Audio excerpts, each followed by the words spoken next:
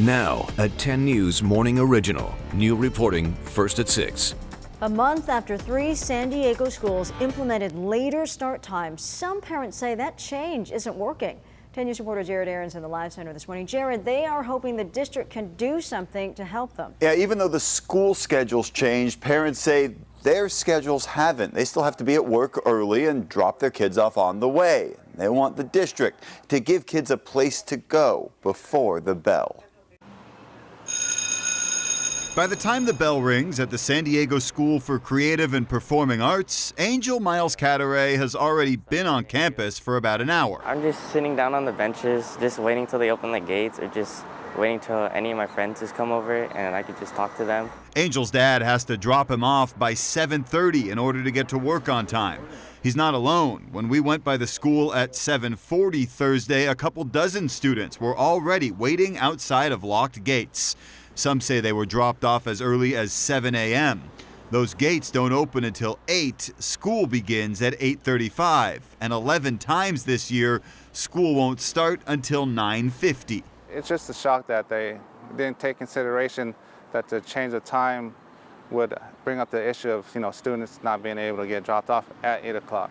When the district announced the change, they cited studies showing the benefits of teenagers getting more sleep. So much research about healthy start times, both the physical and emotional health of students as well as student achievement. But Angel says he and his friends who wait are still waking up at the same time they did before the change. And it's difficult for them to use that time for things like homework.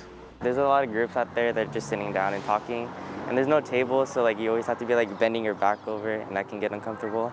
Angel's dad said he's not asking the district to switch back. He'd just like them to consider more supervision early in the morning or opening a classroom or the library so kids can work. It would be nice if they could open up the library. At least they could get some work done, study, work ahead of time, and then their time wouldn't be just wasted just sitting here.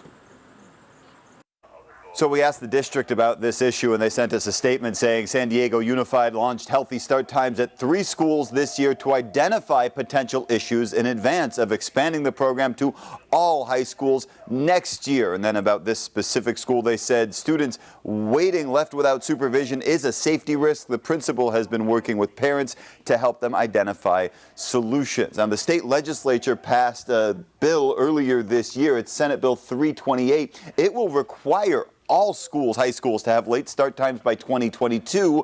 Governor Newsom hasn't signed it yet. Meanwhile, the district sent a letter to parents with all of the Q&A that they feel they would get before these start times went into place. We're going to post this letter on our website later this morning. In the Live Center, Jared Aarons, 10 News. Great to get the perspectives on this. Very interesting story. Thank you, Jared.